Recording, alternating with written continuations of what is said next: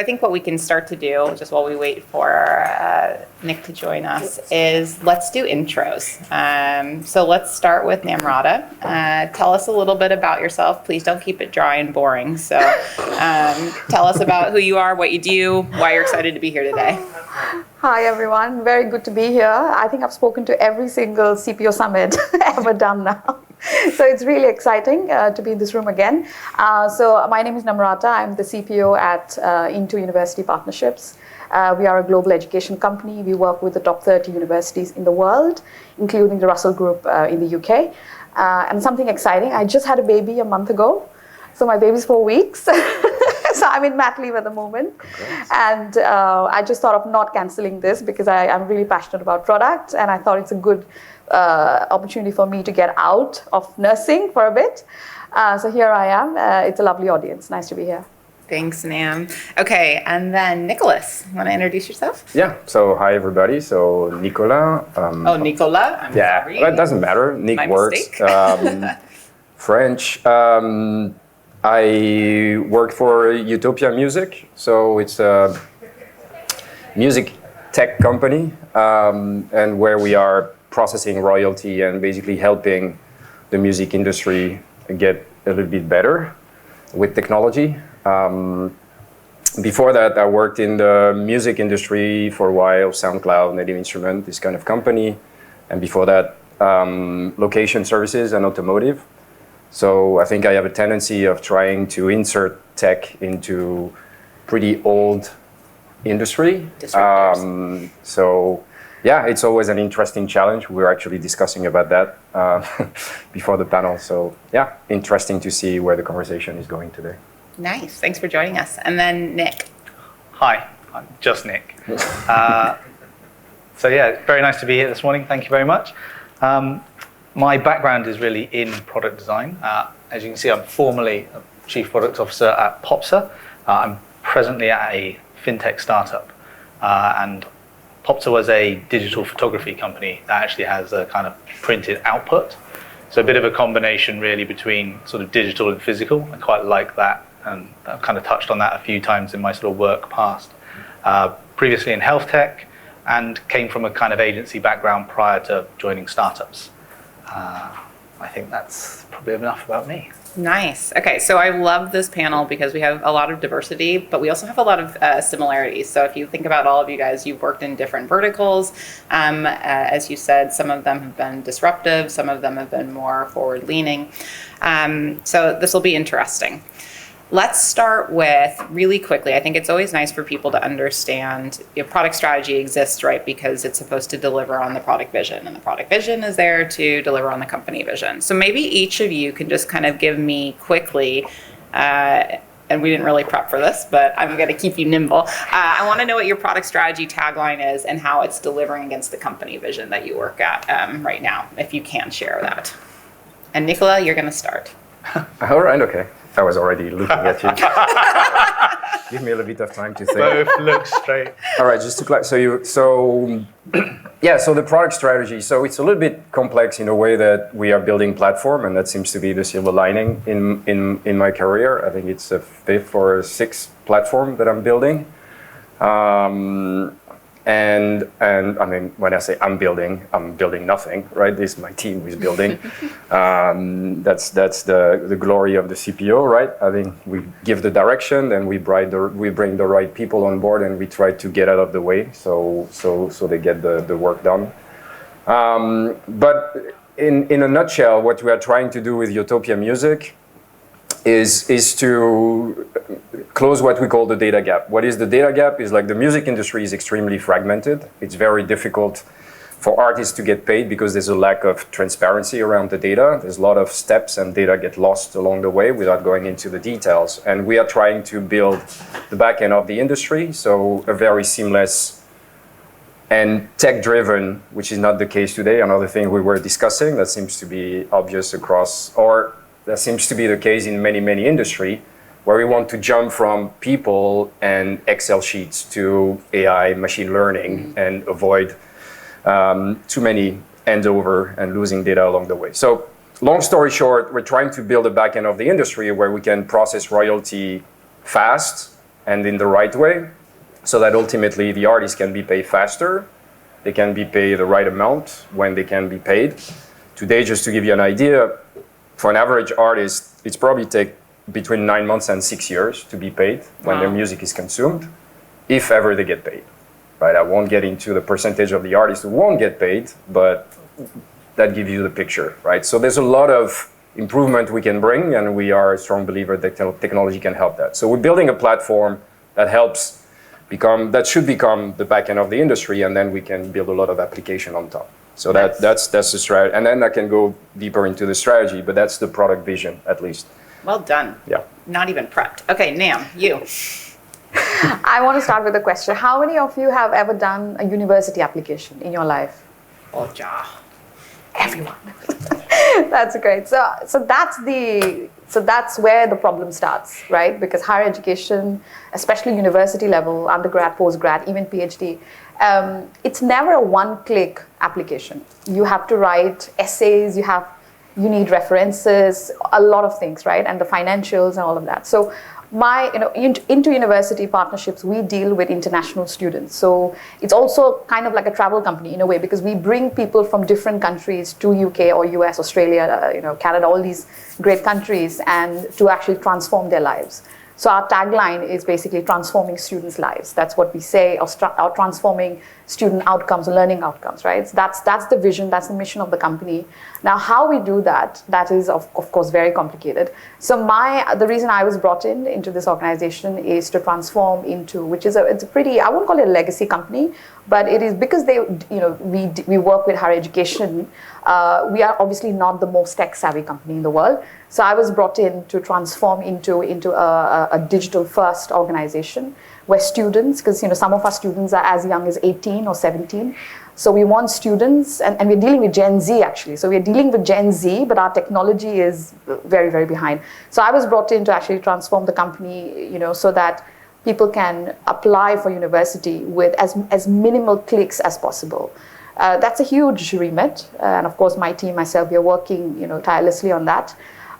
So yeah, for me, I think the whole if I had to, summarize it in one sentence, it would be to transform student experience. That's the goal of my team. It's a very broad team as well.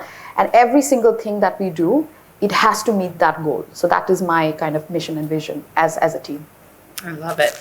Okay, and then Nick, you can either answer about Popsa or the fintech that you're at now. Either way. Okay, I think I'll go with Popsa just because the fintech one hasn't got to that stage. Okay. So just touching on the fintech one quickly, it's a European-wide proposition around sort of democratizing access to finance. And democratizing access seems to be a bit of a running theme for me. I previously worked in health tech at Ada Health out of Berlin, which was very much around trying to democratize health and put health into people's hands, which is a super tricky thing, which is not easily solved. It's definitely not solved. And then at Popsa, it was really around trying to democratize designing storytelling. So how can you make use of these incredible sort of tools which we all carry around with us, and now the huge kind of legacy of photographs which we're also sort of starting to accumulate. What are we going to do with all this stuff? And for a lot of people, they do nothing with it. They take a load of pictures. They don't know if they're good. They don't know if they're bad. Maybe Apple or Google shows them a little reminder of it, but it doesn't really let them create or understand the stories which are in there. And I think that was something that was particularly interesting with Popsa, is that we really wanted to try and make it so that you just had to take the photographs, and that we would then look through and tell you what's the stuff worth keeping. We were seeing kind of averages of very minimal sort of libraries of sort of 2,000 photos, but anything up to a couple of 100,000 photos, available on a device. You just have to start wondering, well, what are you going to do with that? And yet, photos are really sort of powerful. They're the kind of thing that people run back into burning buildings for, and yet they've kind of lost that a little bit in this sort of digital age. So it was trying to understand and trying to kind of work out, if you had better tools, if you had better ways of doing it besides just storage and big grids of photos, what would those things look like? So our kind of product strategy was really around, how do we democratize the tools? How do we make it so that it's not just about a fast thing or an unengaged thing, but something there you automatically take that context and that storytelling and you're presented with it, and you're almost like a director. So you pick the route, you pick the path, you pick the theming that suits it, but you're given a lot of points along that journey where it's decided for you. So you kind of choose how much you're engaged with it. Perfect. Okay, great. So now we all know who's on stage, what they're working on. It'll give us a good anchor for how we answer some of these questions, I think. So the first topic I want to go into, and we started to speak about this a little bit this morning, right? The role of the CPO is fairly new, and the ways that the CFO, the CMO, the CIO, CTO, et cetera, work with this CPO is in large part still being formed in most companies. How would you say, or what learnings have you had about how to make sure that your product strategy is aligned with the wider business and the other executives on the team? Because it's one thing to create these visions and these strategies to begin with, but we all know that business changes all the time, every day. How do you make sure that you continue to stay aligned with the broader strategy of the business? Let's start with Nick. When we were kind of looking at these questions, I thought this was a really interesting one, because I seem to find businesses which are at that point where they've had a ton of success at something and they're about to get bigger, and then they're moving forward. And so, as you pointed out, that strategy might be changing, that vision might be changing, that could all be pivoting or solidifying. And that's really, I think, where it's very interesting, because the same job that you need to do with an executive team, you need to do with the rest of the teams as well. You might have a bunch of people who have been working in a particular way on what they thought was a vision and a mission, and all of a sudden you've got a bunch of commercial sort of aspects that you need to take into account, which they didn't sign up for, they didn't really believe in, they're not really sure which way that's going to go.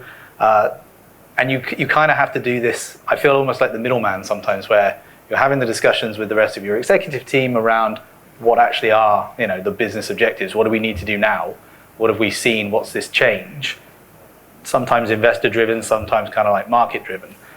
But then how do we communicate that to the teams is then usually a good way of going, do we really understand what this is and what this means for the product? Yeah. Yeah. You guys identify with that? Anything to add, Nam or Nicola? Yeah, I think it's, I've worked, this is a transformation program, so it's always trickier because everybody's plans are always, it's almost done, right? They've been doing these plans for many years. And then suddenly the CPO comes in and kind of tries to change everything. So it's always a bit controversial. But I think the first thing that I noticed when I entered the company was, the higher education sector, very similar to healthcare. I was in health before this. And NHS, as some of you, if you're associated with NHS or primary care, you would know there's a lot of 5-year plans flying around. Everybody talks about the next 5 years. Of course, NHS in this country is affected by government changes as well, so it's even more complicated. Healthcare is similar as well. So every university has a 5-year plan. And we all know 5 years, who knows? What did we ever know COVID would happen 5 years ago? I think nobody could ever guess, right? So I think the first challenge for me was the mindset change of the organization, that 5-year plans, it's good to have a 5-year vision that I want the company to be X in 5 years' time. But to have a 5-year plan, I think it's too slow. A company cannot move in that space in today's world. So kind of pivoting that 5-year into a 1-year, I think that was the biggest challenge from my perspective. And I'm very happy to say that as we speak, the whole of exec team are actually working on our 1-year plan. Nice. So I think I've succeeded in that. So it's kind of changing that mindset that 5 years is too long. Let's try to break it down into yearly, achieving our yearly goals, and then kind of introducing OKRs and all those lovely things that we do in product. So these are very new things for a company which operates in the healthcare, in higher education sector, right? So I think for me, that's probably the biggest challenge. But also I'm guessing for my fellow execs as well, because these are all new learnings for them.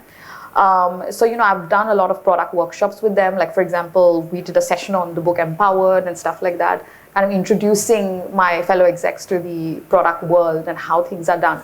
So it's a huge mindset change. So that's the biggest challenge, I think, from my perspective. But also probably for my colleagues as well, because they have to almost change the way they have been doing things all these years. But I think the biggest advantage, obviously, is the fact that we are all marching towards the same objective and the same goal. So I would say for me, that has been, I think, the biggest challenge as well as achievement.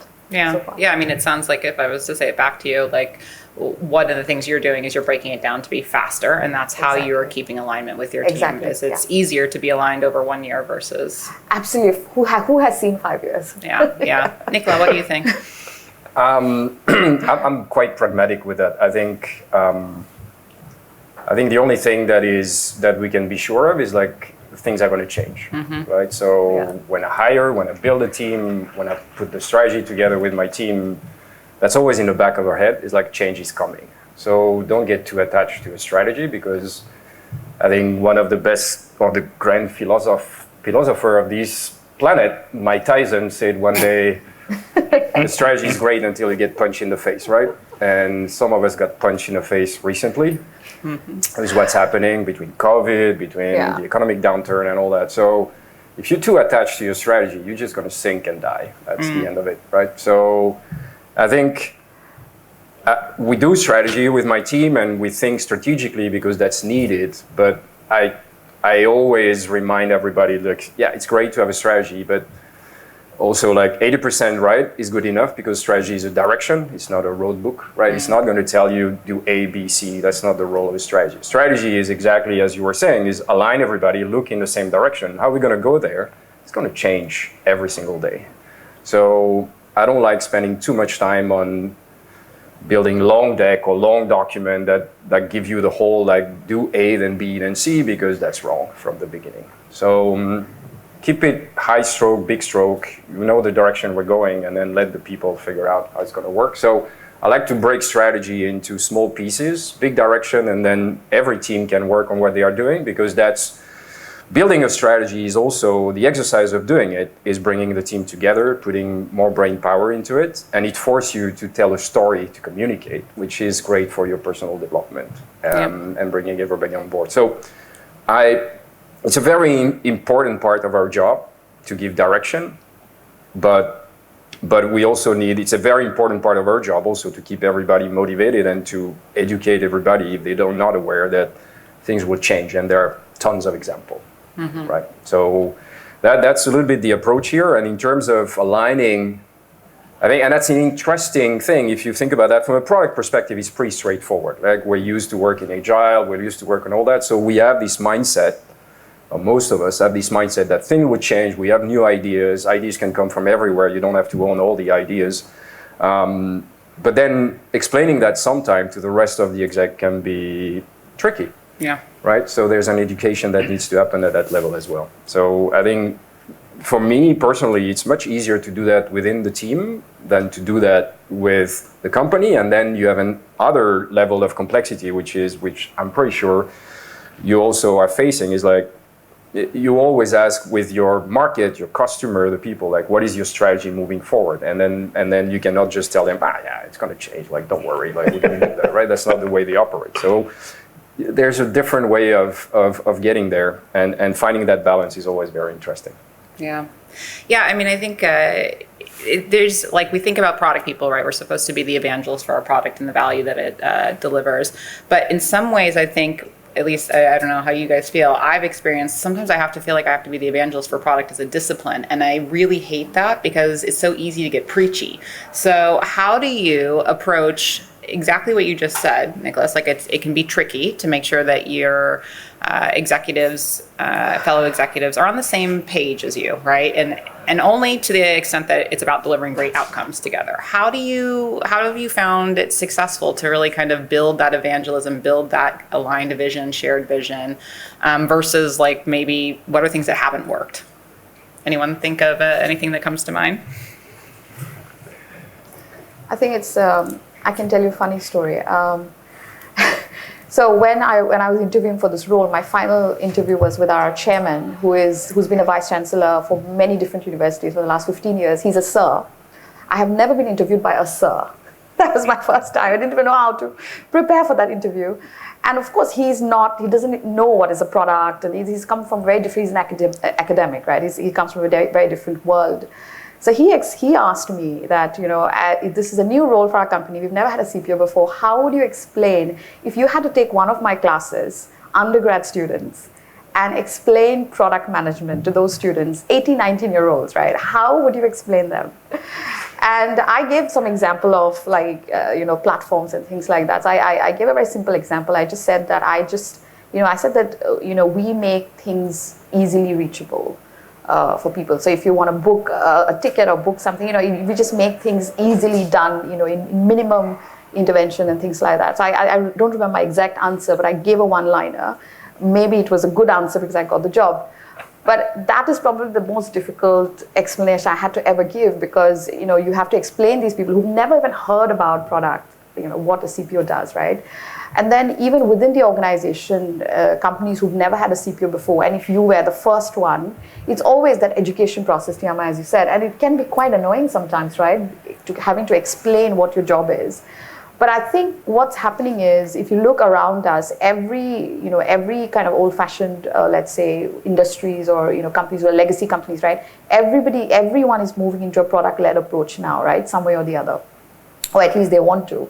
So I think now it's much easier than explaining, let's say, 5-6 years ago, right? But I have this feeling that even for the next few years, this explanation will always be required until every single company in the world becomes product-led, which obviously, it's very ambitious. So I think, so I would say that's my take on this. Yeah. Any other tips, potholes you've stepped in that maybe someone else can avoid? I think that one of the approaches which I find really interesting is when you are trying to engage people who don't have that understanding, and you think, maybe I'll try a kind of workshop approach, and you go through it at a basic level, and then there are kind of questions around, well, that seems easy. Like, why are you here? That surely we could do that. And I think so. There's that sort of nuance. I would be careful about how. Well, I try to be careful about how much I dumb stuff down. I like to give a sense of direction, but maybe not. This is exactly how we do it. And I think if you then hire people with experience in that realm, they then help to kind of upskill those around them who don't have that. Yeah. Nicola, what do you think? Yeah, I think it really depends on the people. Like, sometimes the most dangerous people are the people who think they know. Especially, I would say, in the startup world, where I've been in a lot of I've seen a lot of things, and the worst case scenario is when one of the exec, and even worse if it's the founder or the CEO, knows he knows better. Because they have to give away their Lego, right? Yeah. If you want to be able to do your job, they have to give away the direction for the product and all that. And depending on the stage of the company, that can be a very difficult thing to let go. So that's a tricky one. And there, obviously, it's about building this trust that you are capable of doing something, that you understand, and you bring value. And at some point, if that doesn't work, I think you're better off walking away, to be honest. If you don't have the right environment to be successful at some point. You try hard, but if it doesn't work, it doesn't work, right? And then in company where you don't have that, where people don't understand really what is product, I think it's about show and tell. So it's about, like, the workshop approach is a good one. Can be hard to herd cats in this kind of environment, but that's feasible. That's an interesting thing. And it's about step. It's about starting and yeah, it's really the show and tell, going slowly, having some quick wins, and start to educate them, not so much about the product management craft, because I think that's too deep into the how. It's about, like, what is useful and what you can do. And what I like to do is always say that the best way is to build product with your customer. So you start by saying, do you actually know your customer? Like, if someone tells you, I know the product, it's like, yeah, when is the last time you talked to a few customers? Is it the product you want or the product they want? So, like, kind of pushing them in that direction, and then invite them to some customer interviews and see what they think about that. Like, just bring them on the journey without dipping too deep into the technicality. Yeah, I think that's a little bit the approach, but it's a journey, right? It's not going to happen overnight. Yeah, I totally agree with you, because it's especially if your users or customers are a very different demographics than the exec team, which is very much the case in our situation. It's like our users are mostly 17, 18-year-olds, but of course nobody is that represents the demographics in the exec team. So it's very easy to just assume that these are easy things, but actually, have you spoken to the students ever? That kind of stuff. And so I'm building a community at the moment for students across the world, and so those are kind of new products coming in, and those will help us tremendously in gathering information or doing user research directly. But the thing is, if you've never done that bit, it's very easy to push products in the market without even understanding if it'll stick, right? Because you've never tested that. So that is pretty common in some of these industries like health and education, very common in these industries. And I think, again, explaining that to the fellow execs that, listen, I'm basically the voice of the customer in this room, and you have to take this voice seriously because that, the whole future of the business is dependent on that, right? So I think once you explain that in business terms, in commercial terms, I think that's when people listen. That's what I've found. Yeah. Okay, so we've talked about a few challenges with creating product strategy, one being alignment with the wider business, one being making sure that you're actually staying connected to the consumer, and sometimes that's more difficult than others, especially if you work in highly regulated or very slow bureaucratic sectors. What other challenges have you encountered in crafting great product strategies? I think the point that you were starting to touch on earlier around founders who have it already planned out. They know what's happening in 10 years' time, and we just need to do the work and get there. Yeah. That one I find, that one's super challenging because as you scale and as you grow and as you hire more experienced people into those kind of positions, they're expecting to be empowered. They're expecting to kind of like take it on, be set an objective and go do it, not try to figure out, is that the roadmap you wanted delivered, and is that the next thing that I'm supposed to build? Yeah. They want more involvement with it, and the more senior and the more experienced people that you hire, the more they want that say, the more they want that kind of input. Otherwise, I think they very quickly become disconnected from both the kind of the mission and that overall vision. They buy into the vision, then they're sort of starting off, but then they see this really prescriptive route through it, and I think that's quite sort of difficult to try and manage around. Yeah.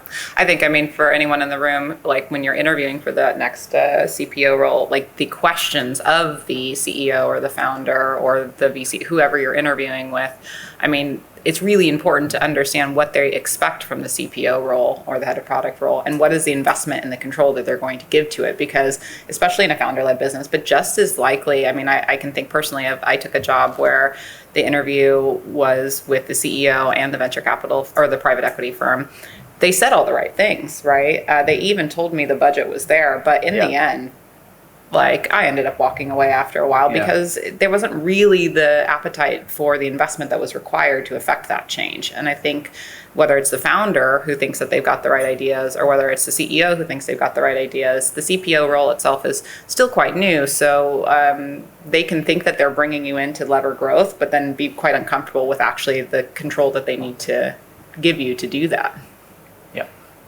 Yeah, I think another aspect pretty also important is time, and it takes time to build product, and it takes time not only to launch them but to nurture them in the market. Like, the work doesn't stop when you launch the product, right? It just starts, basically. It doesn't start, but it's a continuous process. That's right. And I think there is this idea, especially now with new technology and everything, that you can pop up a product like that, like hot bread, like boom, boom, boom, and it's going to work, right? And it could be the case, like there's a lot of technology that allow you to pop up an application very quick and put something in the hand of the customer, but might be just a prototype, might be all the things. So, but and especially when you go lower into the stack and you start building platform or complex thing like that, it takes the hell of a time. So it's good sometimes to remember everybody, because everybody's like, we're going to build the next Google of that, the next Netflix of that. Google just took more than 9 years to get anything out of the door that works, right? They had sample, they had things, but it was nothing. It was not used for 9 years. Same thing with every single platform, and everybody's going to go through ups and downs. And so it's not a strike, right? It's going to take a lot of time. And one thing I keep on pushing hard, and I don't know if you face the same, is just like, give me quiet, right? It's like at some point the role of the CPO is also like, move out, like give me quiet, like give me time. And it's time to think, time to be with the customer, time to build the right thing, to test things out and all that. And that's something that is getting more and more challenging, I think. I don't know how you live it, but it's more and more challenging because we live in an accelerated pace world, and everybody's worried about what competition is doing, like attention span of your customer and all that. But it just takes time to build good product, and we don't take a lot of time now to do the work. Like it's craftsmanship. Like you really need to spend time with the user. You need to build a thing. You need to think, and it's not an easy job. So for me, time and being able, as a CPO, I think one of the top responsibility is shield your team and put them into an environment where they can work, they can learn, and these old sayings like fail quick and all that. Like it's hard to fail quick, right? It's just hard to build product, right? So for me, it's just giving time and being able to be a little bit the timekeeper towards the rest of the exec and say like, okay, I'm on it. Like the team is on it. We're working. Just stop. Like so, it's a mix of communicating. So one thing we're doing is over-communicating for education and for showing that results is coming, not being a black box. But the more time you can win for your team, the better CPO you are, I think. So for me, that's one thing that is really, really difficult. Yeah. And yeah, just wanted to share that. I don't know if you feel the same, but it's like this is driving me nuts sometimes. But yeah. I think, especially in the couple of sort of businesses I've been in where they wanted to go fast or have been going fast for so long, and then once you start to hit scale, and bring more people in, they don't recognize that those communication lines have now, been multiplied by 10. Yeah. And they don't get why everyone doesn't want to like start at 8 and finish at midnight and then start again the next day and just keep going and going. And they're so used to this really fast burning kind of mentality that they don't understand why that's taking so long. Yeah. But even I would even argue, even if you work your ass off, like from my French, but like if you really work very hard from like whatever 8 in the morning to midnight and over weekend and all that, the startup culture, let's all sleep in the office and all that crap. That's just wrong. Yeah. First of all, and the other thing is like it doesn't work like that. Like as we all know, if you put more people, you don't get more results at the end, No. right? It's like you hit a threshold. Everybody is a little bit educated on team knows that. So, but this is part of education because I agree with you. People assume that nerds are going to work all day. That's all they have in their life. That's all they're going to do. And if you put 2 nerds, you're going to have 2 times the results. Like, guess what? It doesn't work like that, right? Yeah. So it's like saying if I put 2 salespeople in a room, they're going to sell double. No, guess what? They're going to sell the same thing. So it's just, I think having this very honest conversation is important and managing expectation and without having to sandbag. So I think honesty is very important and transparency. But I've been lucky. I never had this kind of thing. Maybe it's because I've been shielding the team very much, but I think that exists, and there are some very bad models out there that people are looking, unfortunately. Yeah. Well, I think, the strategy is only as good as the execution, right? And so Nicolas is the chief shielding officer. Nick, like what would you say is very important to making sure the team executes and they execute well? I think, Nicholas, you made a great point about the number of people. So I always give the example of missionaries and mercenaries. And in a large company, what happens is the mentality of every exec is, including the board sometimes, is let's just add more people. Mm-hmm. This will solve all our problems. Because, fortunately, we have big budgets. So we can afford to hire lots of people. So it's like, let's just add 100 people now. Maybe things will happen overnight. And I always say, it's a funny example, right? You can say 9 women cannot give birth to a baby in 1 month, right? I give that example. It's just not possible. Product especially doesn't work like that. And it's not a building site where you just add more people and, things will be done fast. It doesn't work like that. So this is something I have to keep repeating all the time, that I actually don't need a team of 100 product managers. That's not going to solve my problem. I need a small team, but with amazing, really good skills out there, like people who can do a lot of different things, but, a multifaceted team. And I actually don't want big teams. And that is sometimes it's music to the ears for the board members. For a company like us, and we are always chasing EBITDA. That's our motto. That's our goal. It's a PE-backed business, so you can imagine. But I think the main thing, of course, is to explain that the space that the product team needs. Again, Nicholas, as you said, we need space, but at the same time, we need people. Execution is all about the right people. It's strategy, execution, all these things ultimately depends on how good your team is. I can sit, in my little office and build this amazing strategy deck. none of that will ever come true if I don't have the right team to execute that ultimately, right? To execute my vision. So my focus is always on building, the right team with the right people. And I feel it doesn't matter how many people are in your team. If you have the right skills and the right attitude, most importantly, you can do magic with your team. So explaining that, to a company which is not really product led, I think that's massively challenging. So I have to keep giving examples all the time. But also, I think, again, this whole EBITDA, chasing EBITDA, that can be sometimes dangerous, especially if you want to be product-led. Because, the startup mentality, some of the startups I have worked with, like Babylon, etc., high-growth startups, right? We were not chasing money at all. Early days of Babylon, it was all about growth. Now, of course, the story is different. It's IPO'd, and it's a completely different situation. But I always try to tell my execs that, the growth mentality is very important. We cannot always be chasing EBITDA, because sometimes that kills innovation, that kills growth.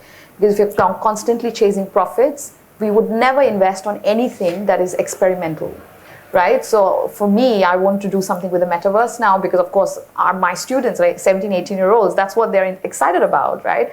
And we don't know, we can't monetize the metaverse yet, right? But if we say that we are not going to invest on this because we can't monetize, then we've lost that opportunity, So we can't just keep losing opportunities of kind of new technologies, because then we are left behind.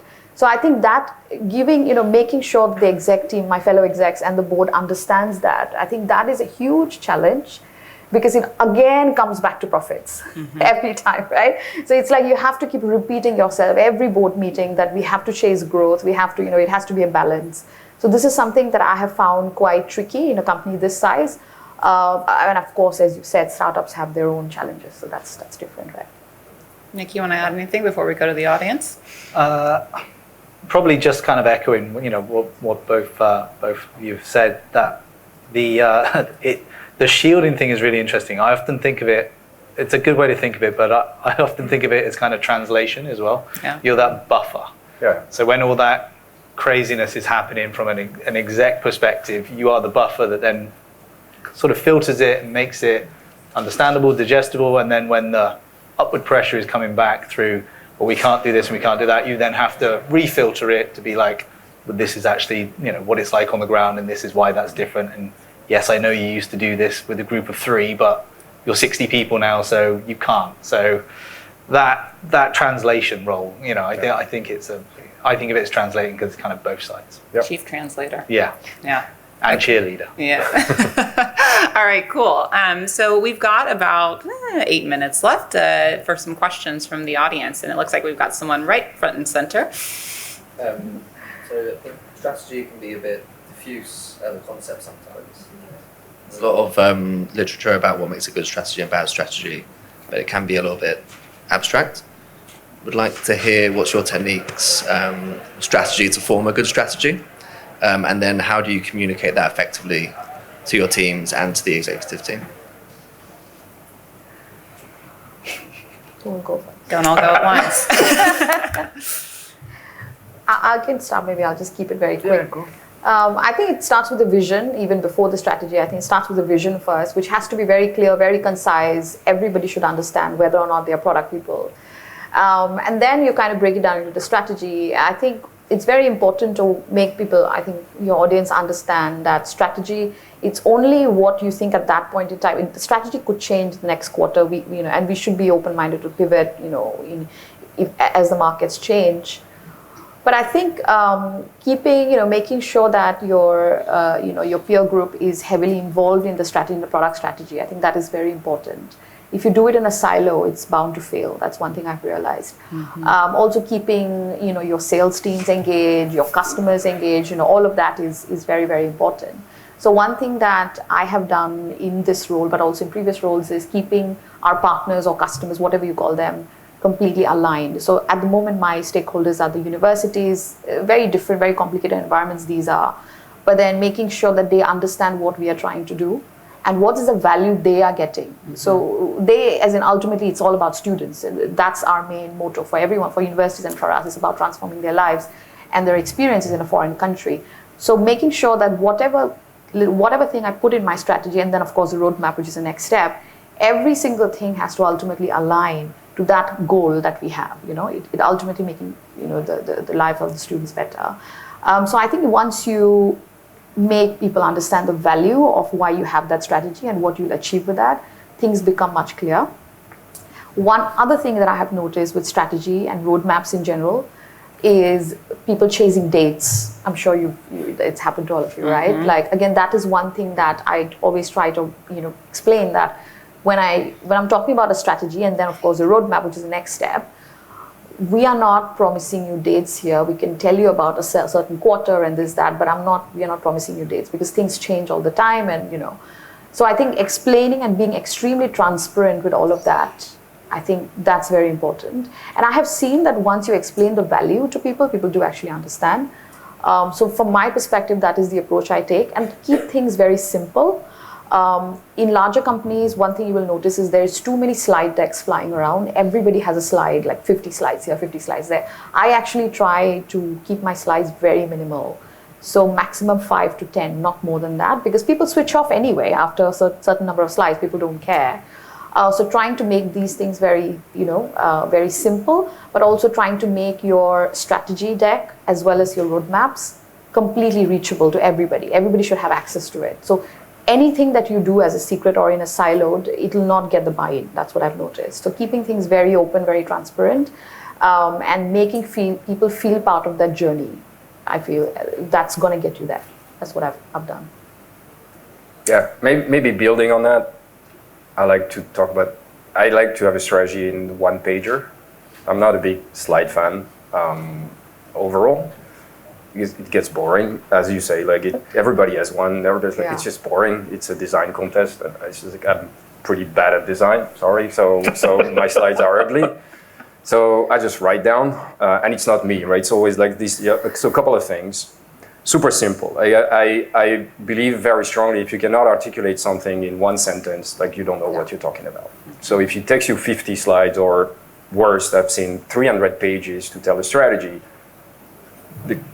you're doing a very poor job. Because it just means you add, it's like cooking. You add salt because it's tasteless, right? So let's add more. So strategy should be anything but additive. So you should not add more.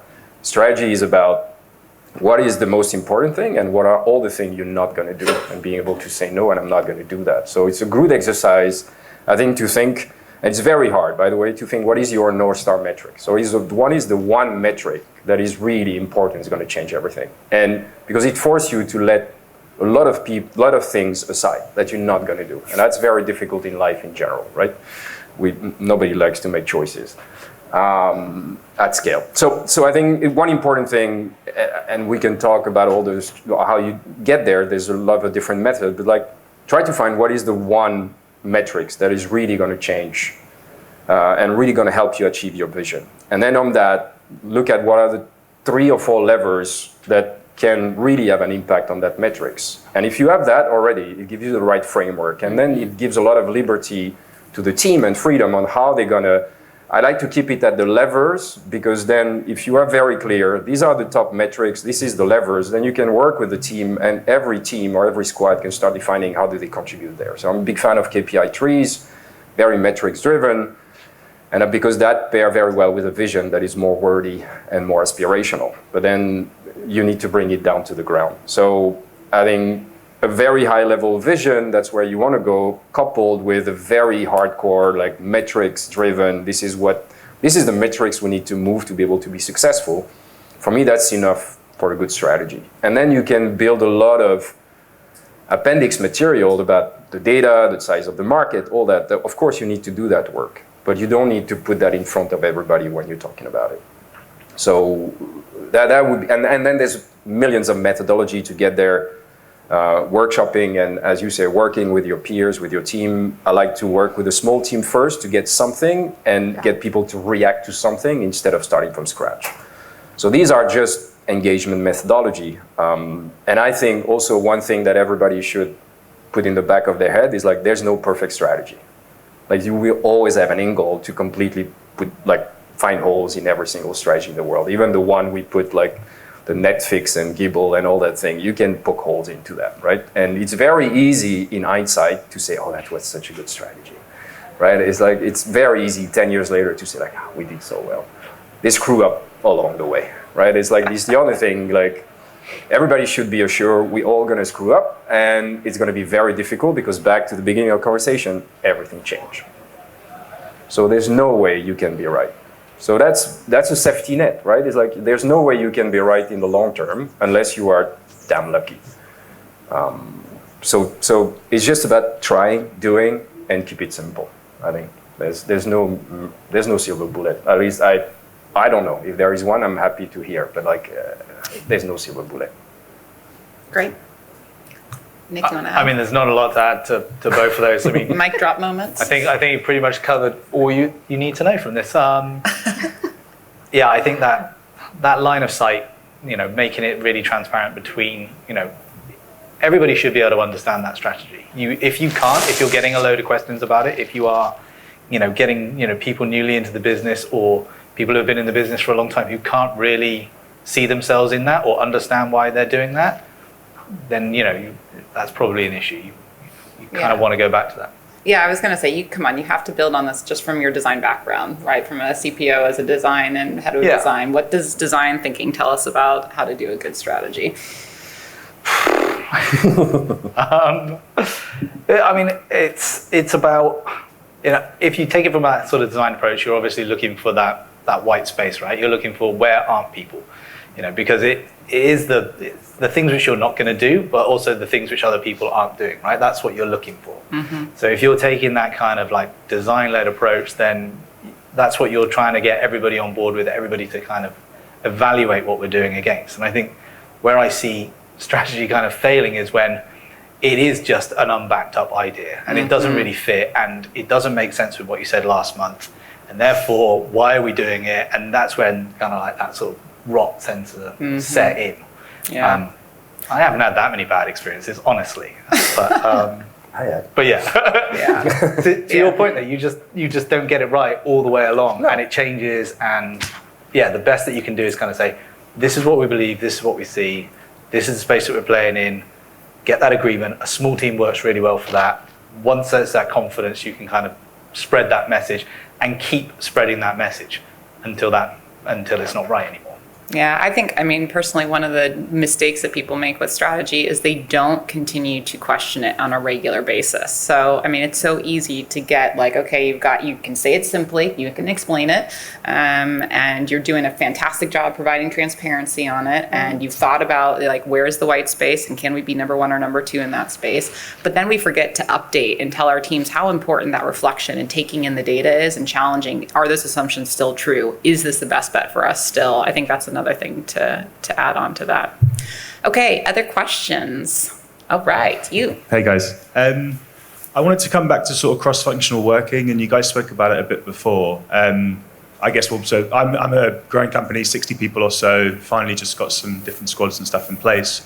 But we're reaching that kind of point where we're just starting to grow into silos again, and I want to make sure that teams are still working nicely together. And we've got some really strategic-minded PMs who are now sort of stepping on people's toes, and you've got people in commercial thinking, is this guy trying to do my job, tell me what to do? Or we've got them running into maybe a sales team who are saying, I've got a target to hit, I've not got time to spend time in workshops. So I guess for you guys as leaders of other product managers, what do you do to try and help both champion as individuals, but kind of create the culture where products can kind of roam freely across the business?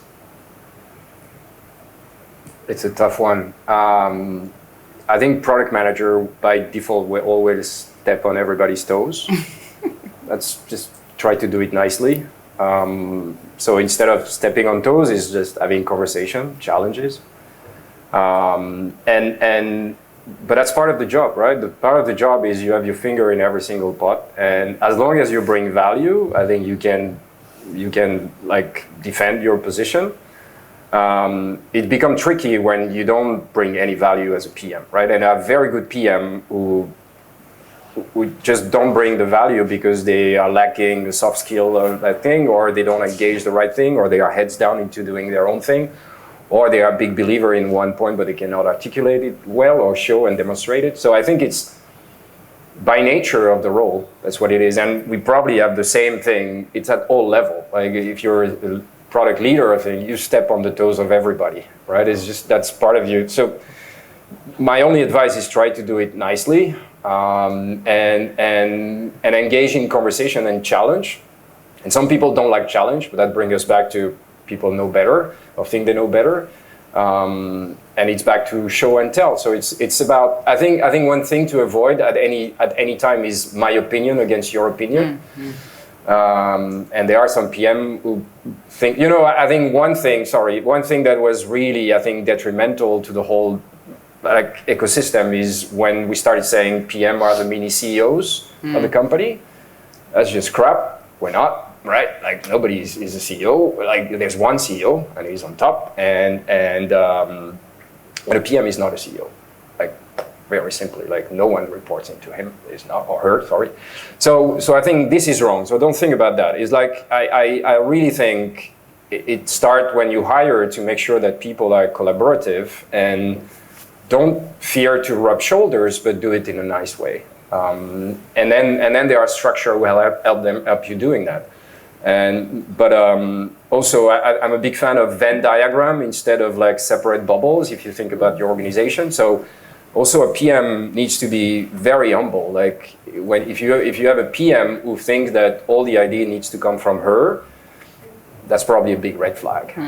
The idea is nurture all that and then like add a layer to it. So I think that's very educational. You need to educate your people around that. I totally agree. Yeah, and I think it's is it a SaaS company by any chance? Okay, I guess that. I think with sales, commercial teams, ultimately the fundamental thing that I think we need to explain our people is everybody's working towards the common goal. I'm sure your company has a certain commercial target. The PM, the designer, the tester, the dev, the sales, they are all ultimately will benefit. They will all benefit if you meet that target, right? In terms of bonuses or commissions or whatever you call it. So I think keep explaining that is very important because people tend to forget, and then there's like mini empires within the company, like I'm sales, I'm this, I'm that, right? So I've also, in some of the companies where I've worked in the past, we've done squads where we've had not just product squads, but squads that involved marketing as well. So let's say you've got a squad of product A, it'll obviously have the PM and devs and, the whole gang. But we also had somebody from marketing, somebody from sales in that squad as well. So that it's a completely multifunctional group of people who are working towards, the success of that product. So that's a good way of doing because again, that sense of belonging happens when you're part of the same squad or same group. Also, you must understand that especially in a product company where the product is the king or the queen, people who are not very associated with that might feel left out. And everybody, each of us in this room, we all want to be part of a success story, you must remember. And when you make people feel part of that, I think that's when, these silos break naturally, right? So this is something that I have seen in SaaS. I've worked in SaaS businesses and it's very difficult. The product and commercial teams almost locking heads all the time. This shouldn't be the case. But I think once you explain that, we are ultimately working towards the success of the product, I think that's when the barriers break. So that would be my suggestion. I've done that in the past and it's difficult, but it could work. I think maybe one more thing, it's a very fair point. And I think one more thing is, if you have this tension between sell and product, like ask the product people to go sell. Yeah, that empathy between each other's roles, what is the value of it, is one of the things which I've definitely struggled with. You might move a product and engineering teams to all be cross-functional and working together, and then they completely forget that just because they're working in a sprint and they're working really closely and they're going to deliver something in 2 weeks, these guys in marketing and sales, they needed to know about it a month ago in order to get anything kind of like ready. So how you involve them, how how you have that kind of respect for each other's sort of roles and the different pressures that they're that each person's under. Yeah, and also, just to be fair, like sales is also, they are talking to customer very often. So they are a great channel. So leverage that as much as possible. And then marketing is the same thing. And there is a beautiful thing called product marketing, which is the bridge between all that. So bring them closer. It's also very important to leverage that. So I think that could help. Perfect. Okay, unfortunately, but there is a time right now called a coffee break, and you can ask them questions.